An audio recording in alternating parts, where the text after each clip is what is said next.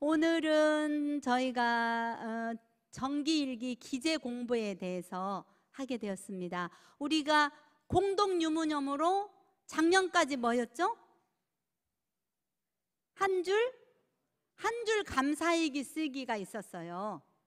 작년을 지나고 올해 후반기부터는 6월이 지나고부터는 이제 정기일기를 쓰도록 안내를 해야 돼서 제 책임이고 우리 모든 교도님들께 지도해야 할 공부 덕목입니다. 대종사님께서 말씀해 주신 11가지 과목 중에 원불교 공부 과목 중에 정신수양, 사리연구, 작업치사 중에 사리연구장에 해당하는 정기일기. 정기일기는 뭐일 것 같아요? 정기훈련은 알죠? 정기훈련. 정기훈련은 우리가 아침부터 저녁 잠들기까지 일상으로 공부하는 것을 상시훈련이라고 한다면, 정기훈련은 일정한 기간을 정해가지고 교도들이 1박 2일 훈련을 한다든지, 나는 공부를 좀 더 하고 싶어 만덕산 훈련을 간다든지, 또 서울에 있는 우이동 훈련원을 간다든지 해서 기간을 정해서 하는 훈련이 정기훈련이에요. 그래서 우리가 일기를 쓸 때도 상시일기가 있고 정기일기가 있잖아요. 그래서 정기일기는 꼭 기간을 정해놓고 쓰는 것이 아니라 여기서는 심신작용 처리권과 감각 감상을 기재시키는 공부. 근데 제가 우리 교도님들하고 함께 자서전 쓰기를 해보니까 역시 글을 쓴다는 건 어려운 일이다. 내가 언제 태어나서 어떤 어머니와 어떤 아버지 사이에 몇 형제로 태어났고, 또 나의 어린 시절은 어땠고, 나의 청소년기는 어땠고, 중년은 어땠고, 원불교를 만나서 어땠고, 이걸 자서전으로 쓰는데 어려움이 있더라고요. 우리가 어떻게? 초등학교 때까지는 뭘 열심히 썼어요? 일기를 열심히 썼어요. 근데 그 이후에는 일기를 꼭, 중학교 때부터 일기가 의무사항이 아니었잖아요. 초등학교 때 방학 동안에 일기를 많이 써야 돼서 일기를 꼭 제출을 해야 됐고, 선생님께서 이렇게 검사를 해서 참 잘했어요 도장을 찍어주기도 하고 그러셨는데, 각자 중학생이 되면서부터는 각자 자기 프라이버시를 위해서 일기 공개를 안 하고, 저도 그랬어요. 서랍에 딱 넣어놓고 좀 조그마한 열쇠를 딱 잠궈놓고, 엄마도 보지 마세요, 아버지도 보지 마세요, 언니는 절대 못 봐요, 이렇게 비밀 일기를 썼어요. 근데 그 일기장을 어디다 놨는지 없더라고요. 집에 가 찾아보니까. 그렇게 일기를 중학교, 고등학교 그리고 썼는데, 원불교 학과에 오니까 또 일기를 써라 이렇게 하더라고요. 근데 그때 썼던, 어린 시절에 썼던 그림 일기나 또의 나의 일상을 썼던 그런 일기하고 다르게 원불교의 일기는 대종사님께서 말씀해 주신 이렇게 상시일기가 있고 정기일기가 있는데, 오늘 우리가 공부하는 것은 그동안 작년 2월부터 이제 12월부터 하긴 했지만 재작년부터 준비를 해서 작년 1월부터 한 줄 감사일기를 다 쓰셨어요. 다 쓰셨어요. 거의 많은 교도님들이 쓰셨고, 또 지난달부터 이름이라도 써서 내세요. 이름이라도 써서 내세요 했더니 확실히 숫자가 늘었어요. 저희가 24일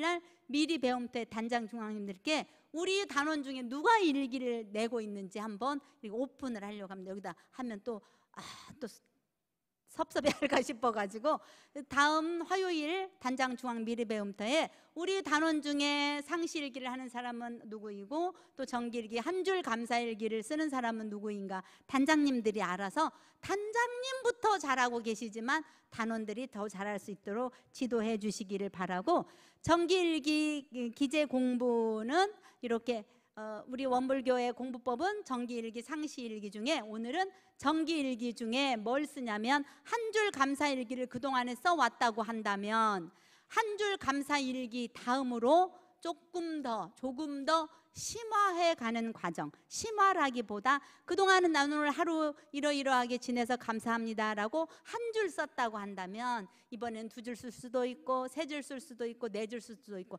날마다 쓰는 것이 아니라 일주일에 한 번씩만 정기일기를 쓰는데, 정기일기는 다른 것이 아니라, 넘겨주세요. 정기일기는 뭐라 그랬어요? 당일에 작업 시간 수와 수입 지출과 심신작용 처리권과 감각 감상을 기재한다. 그렇게 하셨어요. 그래서 우리가 여기서 당일의 작업 시간 수를 다 적을 수는 없고 또 수입 지출을 매번 쓸 수 없어서 오늘 우리가 정기일기에 하는 내용은 이렇게 심신작용 처리권과 감각 감상을 기재하는 두 가지만 정기일기일 때 하려고 합니다. 저렇게 당일의 작업 시간 수, 수입 지출은 언제 이게 요긴하게 쓰냐, 1년 동안 내가 하루 24시간을 어떻게 보냈느냐, 어떤 시간으로 보냈느냐에 따라서 우리가 연말이 되면 뭐 하죠? 자기 신분 검사를 해요. 자기 신분 검사. 그래서 1년 공부한 시간 수, 수입 지출을 토탈 내가지고 1년 거 내고 또 3년 거 내고 10년 거 내고 어린 시절, 중등, 고등 이렇게 해서 다 나누어서 내게 돼 있지만 그냥 너무 어려워서 우리 교당에서는 그 신분 검사에서도 당연 등급 이것은 이건 이렇게 하세요, 이건 이렇게 하지 마세요 하는 부당 등급은 그냥 읽어보기만 하고 당연 등급만 했는데 작년에는 제가 병원에 있는 바람에 못했습니다. 1년에 한 번씩은 의무로 해야 되는데 제 의무가 아니고 대종사님의 공부법 중에 의무다. 그래서 오늘은 심신작용 처리권과 감각 감상입니다. 심신, 몸과 마음을 어떻게 써요? 육군을 사용할 때 좋은 쪽으로도 쓰죠. 또 덜어는 심신을 부당하게 쓸 때도 있어요. 그래서 그 심신작용 처리권과 감각 감상 기재 요령에 대해서 오늘은 공부를 하려고 합니다. 한 장 넘겨주시고요. 요것이 우리가 한 달 쓴 감사일기, 한 줄 감사일기. 오, 난 처음 보네. 그런 분 안 계시죠? 나 처음 보는데 하시는 분은 내가 일기를 쓰라고 했는데 안 썼구나 하고 지금부터 쓰시면 돼요. 오늘부터 오늘 딱 써서 되면 일주일만 쓰면 되네. 그래서 오늘 한 줄 감사일기는 이제 작년부터 올 6월까지 이제 1년하고 6개월 동안 진행을 했기 때문에 거기서 좀 더 깊어지는 단계로 여기 이제 심신작용 처리권과 감각 감상을 기재하는 정기일기에 대해서 공부를 하려고 합니다. 심신작용 처리권에 대해서, 심신작용 처리권은 내 몸과 마음을 작용할 때 일어나는 경계에 있어요. 제가 교도님들 일기를 다 보진 않는데 너무 글씨를 너무 날라가게 써가지고 정말 추사 선생이 쓴 것보다 더 날라가게 쓰셔서 못 읽는 일기도 있지만 대체로 한 번씩 쭉 읽어보면 굉장히 감사일기를 재밌게 쓰시더라고요. 감사일기를 재밌게 쓰시고 또 정황 승급 후보자들은 정기일기를 쓰시는 분도 있으세요. 그런데 쓰시는 분보다는 한 줄 감사일기를 주로 쓰는데 앞으로는 정황 승급자들도 일주일에 한 번은 이렇게 이제 정기일기를 쓰는데 정기일기는 언제, 어디서, 무엇을, 어떻게, 왜 했다 이렇게 하면 육하 원칙에 대비해서 하면 됩니다. 우리 교당 교도님 말고 어양교당 교도님 예를 들면 우리 손녀가 있어요. 근데 그 손녀가 유치원생이에요. 유치원생인데 할머니한테 할머니는 왜 교당에 가면 무슨 타원님이라고 불러요? 성타원님이라고 불러요. 근데 난 할머니라고 부르잖아요. 근데 우리 엄마는 할머니 보고 엄마라고 불러요. 그리고 할머니를 따라서 뭐 이렇게 복제관에 갔던가 봐요. 할머니 이름이 만약에 은명이면 은명이라고 부르는다. 근데 교당에서는 성타원님이라고 부르고 또 복제관에 갔더니 은명씨라고 부르고 또 우리 엄마는 엄마라고 부르고 나는 할머니라고 부르고 할아버지는 여보라고 부른다는 거예요. 그러니까 왜 할머니는 이렇게 이름이 많아요? 이렇게 질문을 했어요. 어린이가 굉장히 주의 깊게 들었죠. 자기는 그냥 할머니라고만 하면 될 텐데 은명씨라고 부르고 성타원님이라고 부르고 예를 들면 이렇게 다양하게 부르고 할아버지가 또 여보라고 부르고 그런 게 너무 신기하다. 할머니는 왜 이렇게 이름이 많아요? 그걸 듣고 그 교도님이 일기를 썼어요. 근데 그거는 심신작용 처리권이 아니라 감각감상이었지만 이렇게 와지는 경계에 따라서 글을 써서 시비, 옳다 그르다, 이롭다 해롭다, 이것을 가리를 딱 내면 심신작용 처리권이 돼요. 어떤 교도님이 부인이 일찍 사별을 했대요. 남자 교도님이. 그래서 당신이 어린이날이 되고 그러면 그 손 자녀들을 전부 자녀들을 아들 하나 딸 하나인가 아들 둘인가 전부 모이면 건 함께 다 모이면 막 20명 가깝게 된대요. 20명 가깝게 되는 가족들 전체 모여가지고 식사를 대접을 해요. 식사를 어린이날이 되면. 근데 이제 성년이 돼도 항상 어릴 때부터 그렇게 해놓으니까 이날은 우리 할아버지가 우리 밥을 사주는 날 이렇게 딱 된 거예요. 커도. 근데 어느 날 당신이 그걸 주선을 안 한 거예요. 그래도 가족들에게 뭐 톡방에 올리든지 몇 시에 어디서 만나자 이렇게 해야 되는데 안 올리니까 모두 다 가족들이 잊어버리고 지나간 거예요.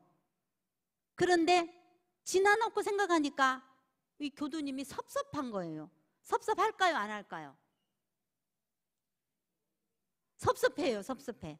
내가 못 챙겼으면 아들이라도 며느리라도 누구라도 왜 올해는 밥 안 사 먹어요? 이렇게라도 챙겨준다든지 아버님 무슨 일 있으셨냐고 이렇게 물어봐야 되는데 아무 반응도 없으니까 이분이 섭섭해가지고 심신작용 처리권 일기를 썼어요. 그래서 제가 쭉 이렇게 읽어보니까 그분은 그때 이제 그 5월 달에 자녀를 만나는 그때에 오래전에 사별한 아내 제사가 겸해 있어요. 그러니까 이 여름은 아내의 오랫동안 헤어져 살았던 이제 이별했던 아내도 생각하고 또 그 이남 일녀 자녀들이 잘 된 것에 잘 성장한 것에 대해서 감사하는데 어느 날 멀리 운전을 하러 간 거예요. 차를 몰고. 당신이 자기 업이니까 자기 직업이니까 그래가지고 깜빡 잊어버린 거예요. 그래서 그걸 쓰면서 내가 그 심신작용 처리권에서 나는 비록 잊었을지라도 챙겨주지 못했다고 하는 것에 원망심이 살짝 났지만 내가 마음을 챙기지 못해서 오랫동안 우리 가문의 전통처럼 이어왔던 어린이날 식사 공양을 같이 모여서 먹지 못한 것에 대해서 이렇게 심신작용 처리권을 썼어요. 그래서 유념하지 못해서 마음을 챙기지 못해서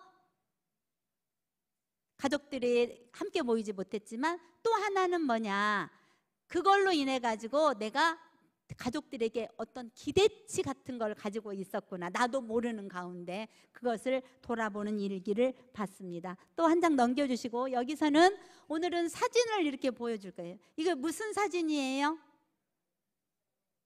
뭐인 것 같아요? 이게 계단 사진인데 우리 성타원 단장님, 황 단장님은 저기 사다리를 보고 법의 사다리라고 했대요. 법의 사다리는 어디에 해당이 돼요? 법의 등급장에 보통급부터 법강 항마이를 지나서 대강 열애의까지를 법의 사다리로 이렇게 했는데 계단 하면 우리 어른들은 어떤 생각이 드실까요? 아이고 저게 몇 개요? 49개인가 108개인가 어떻게 올라가 하고 저 그림을 보는 순간 느끼는 감상 있잖아요. 느끼는 자기 생각. 그것을 한번 정리해 보라는 뜻으로 제가 이 사진을 한번 올려봤습니다. 이렇게 바로 법의 사다리라고 할 수도 있지만 저 사다리를 보고 어떤 사람은 와, 저 같으면 아이고 저거 올라가려면 큰일 났네 이렇게 하겠죠. 어떤 분은 운동 삼아서 오늘은 다른 데 운동하지 않고 계단을 오르면서 운동하라 이렇게 생각할 수도 있고, 사진 한 장의 사진 속에서도 다양한 것을 유추해낼 수 있는, 그래서 오늘 계단 사진 올렸고, 두 번째 사진은 누구세요? 대종사님이세요. 저 대종사님 사진 언제 본 것 같아요? 좀 생소하죠? 저 대종사님 사진은 눈병이 나셨어요. 그때 일본에서 다 초대했을 때 대종사님께서 가시려고 부산까지 갔지만 눈병이 나서 못 가셨잖아요. 그 눈병 난 사진 눈이 좀 부으셨잖아요. 왼쪽 눈 세밀히 봐보세요. 많이 부으셨어요. 이렇게 클로즈업은 안 되지만 그 대종사님의 사진을 보고 우리 교도님은 대종사님이시구나 이렇게 할 텐데 원불교를 모르는 사람은 뭐라고 할까요? 웬 할아버지야? 옛날 할아버지네. 이렇게 안경을 동그란 거 쓰셨어요. 그렇게 느끼겠죠. 우리 어린이도 같으면 원불교를 모르는 어린이들이면 웬 할아버지시네 이렇게 했을 거예요. 근데 우리는 인류의 구원자이신 원각 성전 소태산 대종사님이시구나 하고 나도 모르게 합장 공경을 하게 된다. 그래서 똑같은 사진을 보고도 다르게 느끼는 것을 보고 감각 감상을 유추해낼 수 있다. 또 다음 사진 하나 보여드리겠습니다. 누구예요? 미래의나죠. 미래의나. 그렇죠? 미래의나. 사랑받고 사랑하고 사랑스러운 저희 아가의 사진을 보고 저처럼 사진을 보면서 미래의나가 저렇게 행복할 거야. 또 어떻게? 우리 교도님 중에 누구는 아이고 우리 지안이 닮았네 이렇게 할 수도 있죠. 우리 손자를 아이고 꼭 닮았네 할 수도 있겠죠. 이 사진 하나를 보고도 각자 처한 위치와 처한 역량과 가진 것에 따라 다르게 표현할 수 있다. 그것을 알려드린 거고. 여기는 어디입니까? 여기는 뭡니까? 지금 한참 비 오고 나니까 우리 교도님이 아까 오시면서 마당을 맨발로 다니도 될 정도 됐어요. 왜 그래요? 비가 많이 와가지고 싹 불순물을 다 쓸어내가지고 맨발로 그래도 맨발로 다니지 마세요. 혹시 찔릴 수 있으니까. 저렇게 저기는 영산에 있는 정관평, 유기농 농사를 짓는 정관평 사진인데 제가 어느 가을쯤 되면 노랗게 익어가지고 또 우리에게 영산 유기농 쌀 사가세요 하고 광고가 나갈 거예요. 저렇게 작은 것들이 비바람 속에서도 잘 자라고 커서 수확을 거두는 것처럼 저 사진을 보고 그냥 모짜리 이렇게 생각한 사람은 그렇지만 저 사진은 영산에 있는 정관평 사진입니다 하니까 어때요? 느낌이?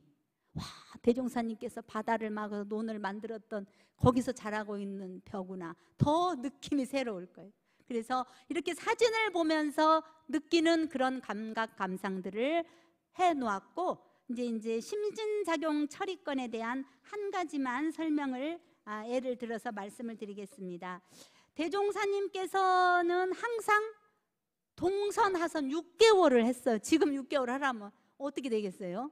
3개월씩 동하선 3개월씩 났는데 그때 숙소가 모자라서 건동아 선지님 안방까지 선객들이 교무님들이 모여서 공부를 했다 그래요. 근데 그때만 해도 겨우 한글을 떼신 분도 있지만 모르는 문맹인들도 많았을 텐데 우리는 어때요? 물론 이제 차이는 있지만 다 한글을 읽고 쓸 줄은 되잖아요. 그러니까 나는 일기 못 써요 하면 이게 안 맞는 일이에요. 국문학을 전공하시고 시인이시고 소설가이시는 우리 이단 단장님 같으면 더 잘 쓰시겠지만 우리 모두도 쓸 수 있다는 거예요. 우리 모두도. 그래서 오늘 박길선 사모님은 누구시죠?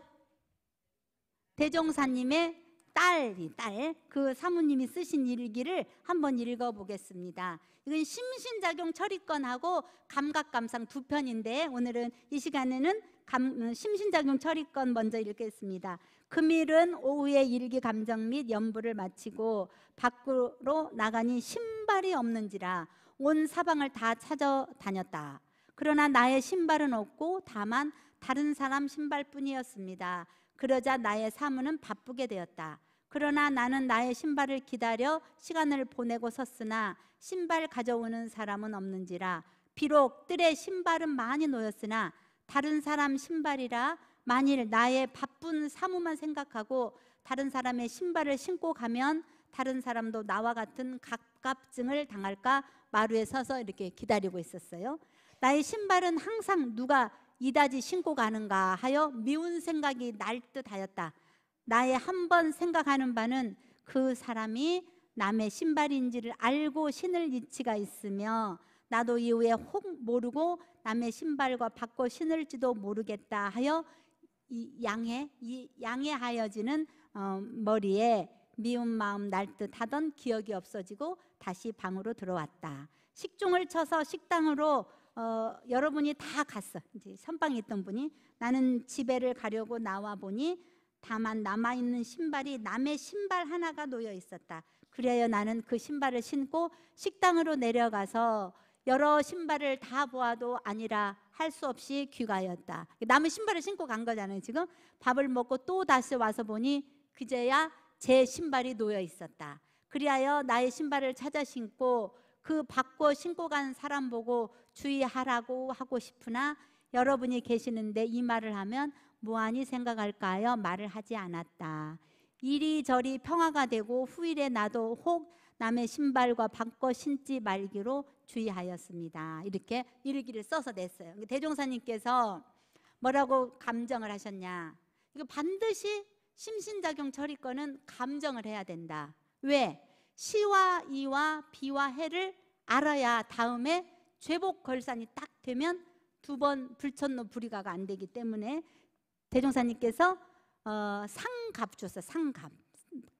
그러면 시간은 갑이고 처리는 처리. 잘 미워하지 않고 나도 먼 훗날 그럴 수 있기 때문에 그걸 돌아보게 되었다는 것. 처리를 갑을 줬고 글씨 쓴 거 습자를 갑으로 했어요. 그래서 대종사님께서 이렇게 뭐라고 평가를 했냐면 만약 신발을 받고 신고 간 순간 일어난 미운 마음에 끌렸다면 벌컥 화를 내거나 당사자를 대중 앞에서 무안을 주어 대중과 당사자 모두에게 신뢰를 하게 될 수 있으나 순간에 한 마음을 잘 챙겨 바른 취사를 하고 취사력을 증득한 것이다. 그래서 본 일기를 통해 파악할 수 있는 심신작용 처리권의 기재법은 뭐의 첫 번째?